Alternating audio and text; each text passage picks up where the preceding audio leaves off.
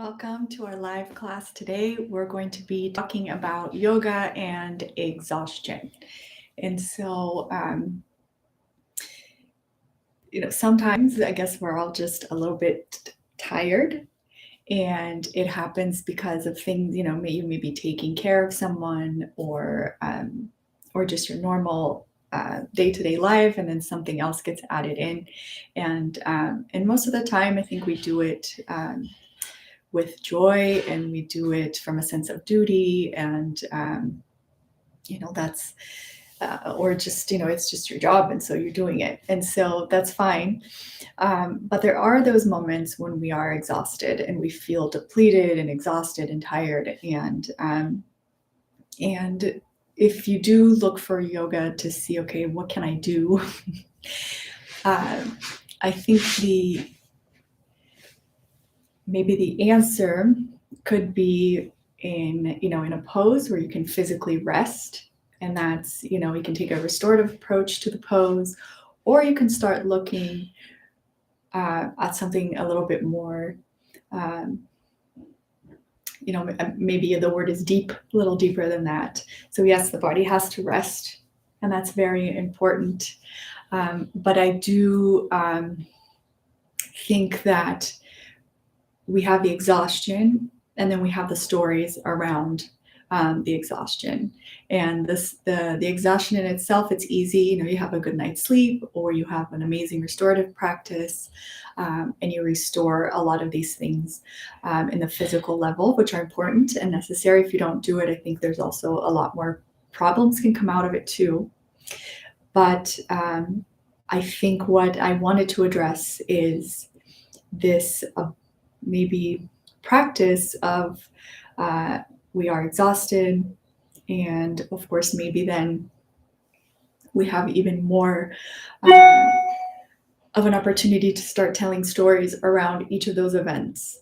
So if you're doing something out of the ordinary, taking care of someone, or you're receiving guests, or you're something, and it adds to your workload, it adds to your level of exhaustion, then the stories that you build around those, it's almost like you're leaving the faucet on, and your energy is being drained slowly just by retelling stories that may not be so pleasant to yourself over and over and over again, and then projecting the future, remembering the past and all of that. And sometimes it's triggered by being tired. And so have your practice be just looking at those stories and really not judging them, not cooperating and going along and adding to those stories. And these stories may be stories that you just think yourself without telling them out loud to somebody else, or it may start or be enhanced by talking about this in a negative way with someone else, just retelling those stories of why you're so exhausted, or why you're against something or for something or that's going on, and start really noticing that the event may have occurred, but maybe you live with the story that you're, that imaginary story, or that story that's coming from memory or from fear. You may relive that moment for years, hopefully not, but maybe for weeks. And so how to just be able to sit correctly in a pose, or comfortably, it's a better word, and just take a look at those stories and see where we have a little faucet that's just leaking energy, and it's that emotional drain that'll keep going and going and going and going, and eventually get you sick, more tired. And so that's also a big exercise, right? A big practice that we can do. We can have our asana practice, our meditation, our pranayama practice, but this practice of being in that constant state of just checking out what those stories are, just allowing them to be, but not participating, not adding to the story, not responding, not going along with the story, and hopefully they dissipate. And with your constant attention, and not feeding the fire of the stories that you have about things that you may not have agreed with or liked, maybe you can put down that fire, allow those stories to stop, and so that you can have this quiet in the mind and the thoughts. And then once that happens, once you're able to maybe discipline without any force or anything, but just this ability to just watch and catch yourself and not go along with the story that starts about bubblegum and then it ends up with you being somewhere completely different, traveling or whatever. So not string along those thoughts that create those journeys of thought. And so that's the first step. And then from there, you can go further and work on other things where you start looking at what is never changing about yourself. But first, it's a good idea to maybe spend 10 minutes every day where you close your eyes, you sit where your back is straight, and you're able to just notice if there are any stories going on that you can say, okay, I hear you, I see you, okay, and not engage in that story. So just let it sort of lose momentum, and then, you know, the mind being what it is, it'll come up with a new story and maybe, you know, a bunch of new little stories, and you don't pay attention and they keep coming back. And eventually you're able to make a little space between stories, and that space gets bigger and bigger and bigger, and that silence grows. And you can discover what that means for you. So with that, I'm going to show you a pose that I've been using to really start changing a lot of things about my practice. On one level, it's really been helping my lower back to gain a little bit of flexibility there, but it's also a very restorative pose for me. So I'll show you how to do it. There's lots of different ways to do it depending on your flexibility, and I hope that you enjoy it. It's a simple pose, but extremely effective. So here we go. It's actually bridge pose, so Sarvangasana. So we can start out with just a bolster here, that, and a block. And then as I lay on the pose, I will breathe, make sure I'm not holding my breath, but also I will see if I can spot any stories. And any stories or anything that I don't have to engage with in my head, be it my to-do list or my procrastination, things I'm procrastinating and how I'm good. I just allow those thoughts to just not have any fuel. Okay. So I'm going to lay down here so that my shoulders can be on the ground. Come a little closer.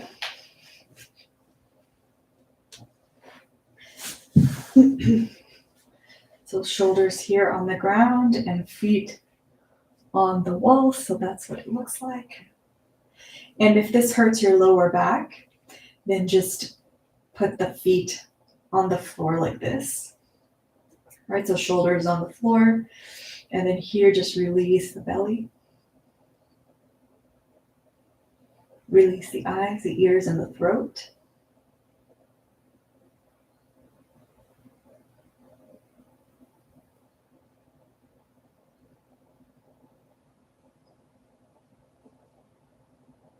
And then bring the feet to the wall. So straight legs. Here, if your lower back is still hurting, then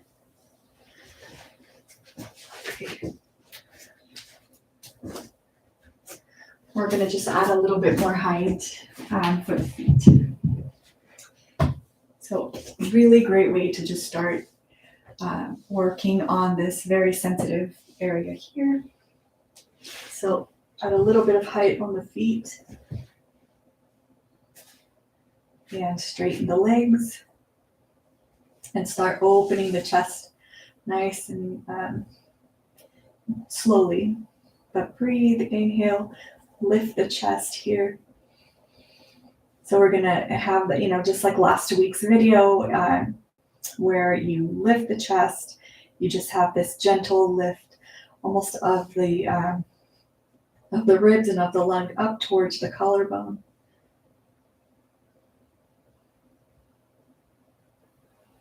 Okay.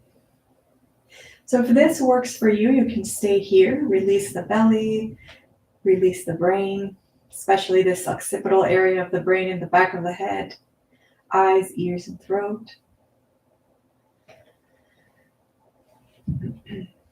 Okay. So this is a nice restorative way to do it. It's kind of a soft support. And if you have a little bit of stiffness in the neck, it's a great place to start. So you can do that for a few minutes. I'll show you how to do it in 2 other ways.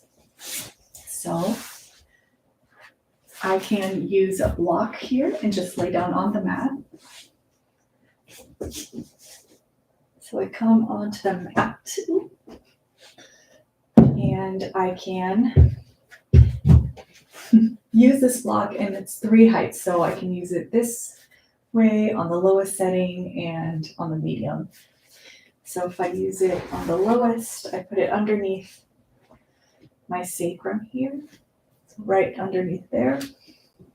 And I can keep my arms, my feet on the ground, shoulders on the floor, get the skin of the back of the neck and just stretch it down towards the sacrum and soften the belly. And you can place your feet on the wall on your support, or you can have them be down here on the wall.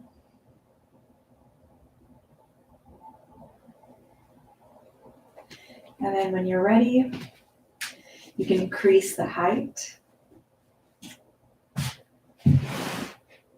And you can keep your legs bent here or on your support, or you can bring them down. But here you'll feel more of a stretch in the lower back. So make sure that you're tucking your pelvis here, so you're rotating so that this pubic symphysis comes up and the hips come down. And the last setting is here.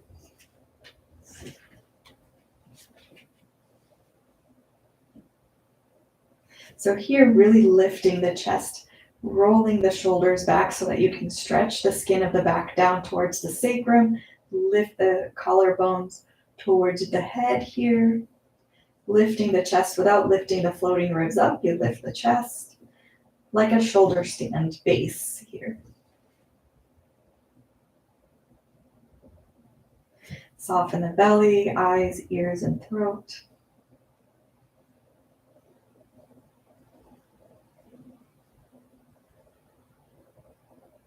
Okay, so when you're ready to come out, just remove the block and come out.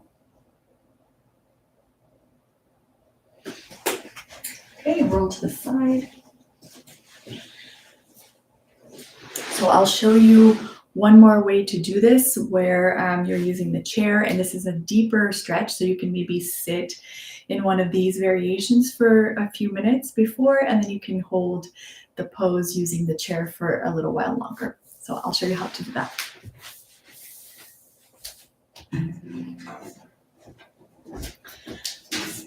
Okay, so grab a chair, and I'll use 2 blocks.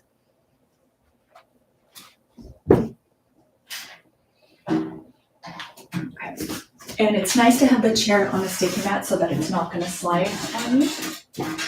I'll put it on the sticky mat. Okay, and it's nice to use a belt. If you don't have a belt, you don't need one, but it's a great idea to at least try it out and see how it works for you. And I tie my legs together. Okay. And I lay here with my legs up on the chair, and this may be enough. You can take a few breaths here.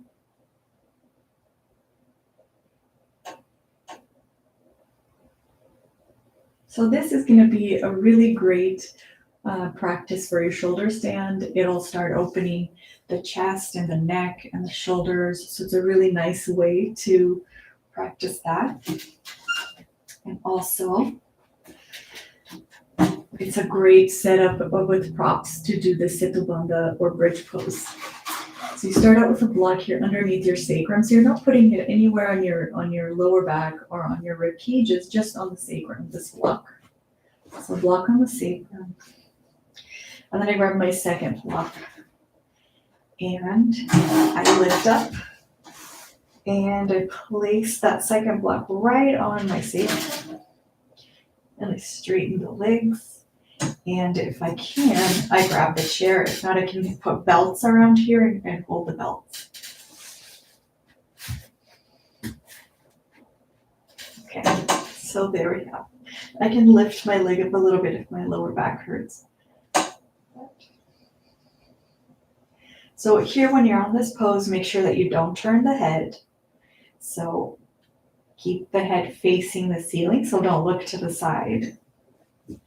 And just breathe here, lift the chest, release any tension in the eyes, the ears, and the throat. And you can pick one where with every breath you release any added tension in the eyes.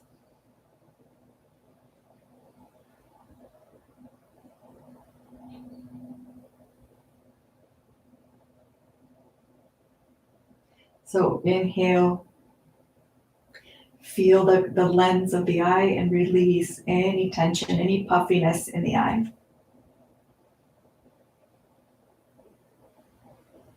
And the second set of breaths, you go to your tongue, so the root of the tongue, the shape of the tongue, just soften, release any tension or tightness in the tongue.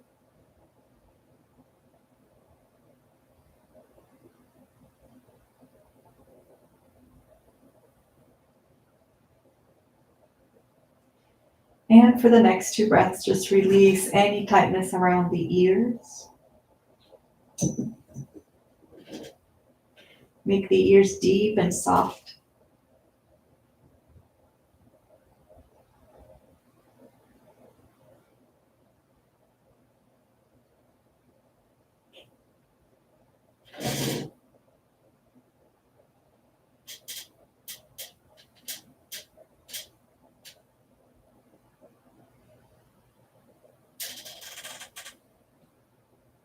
All right, and then you can keep doing this exercise when you start releasing the circumference of the brain here, releasing in on inhalation, out on exhalation.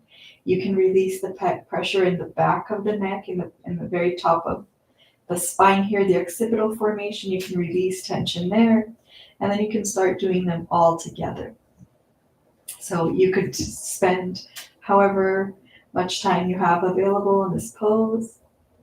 And lift the chest. Inhale, lift even more. Exhale, don't drop the chest.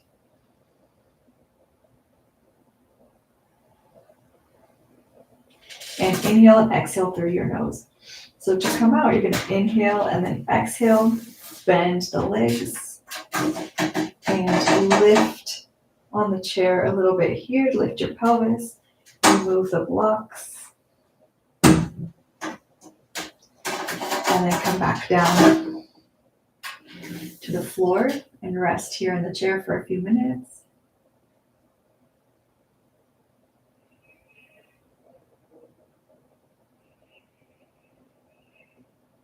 And again, you can inhale, release any pressure you have around the circumference of the head, and exhale, release out. Inhale, release in.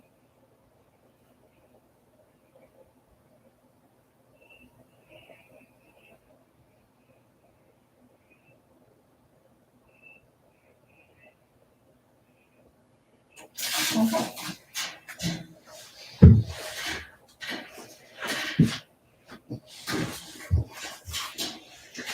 All right, so that is the practice of Setu Bandha, bridge pose, and you can start opening the lower back, releasing tension here in this area of the sacrum, start giving yourself a little more mobility there, safely in this pose. And at the same time, working on that story, getting into the pose, getting settled onto the pose, starting to breathe. So you have, you're keeping the mind busy. And then the minute that you're feeling comfortable in the pose, what happens? Do we start telling a story about, how tired we are, or how stressed we are, or how many things that have piled up in our plates? Even if those are good things, right? There's sometimes there's a story around traumatic events or unfair events or whatever it is, and that story keeps repeating itself. And I think the longer we take to actually take action and start saying it's a story, it's going to be resolved somehow, but it's not going to be repeated in my mind over and over and over, in the hopes that it's going to get solved that way. It's actually going to probably drain your energy, and create maybe a mind that's just unsettled. And in your yoga poses, you can use the practice to start looking at that, but you can do it anytime also. And then a note about softening the eyes, the ears, and the throat just starts creating this this environment where you can do this easier, where you can really start looking at the mind a little bit more effectively. So even in times where, let's just say you have food poisoning, and on your trips back and forth to the restroom, you may find that when you lay down, your eyes are very tense. And so maybe you release the pressure in the eye, you reduce the storytelling, the fear, the whatever may be going on. And you see that the symptoms subside a little bit, right? Other than having to go get help, professional help for your symptoms. If it's something you're dealing with at home, you can do this with. So, and that's for anything. So I hope this helps. If you have any questions and you want to put them in the comments, leave me a comment, and we can, go further on this topic if it's something that you're interested in. So I hope you enjoy Situbandha. Have a great week. If you have the chance to practice, and let me know how it went. I would love to read about it. So thank you very much. Namaste.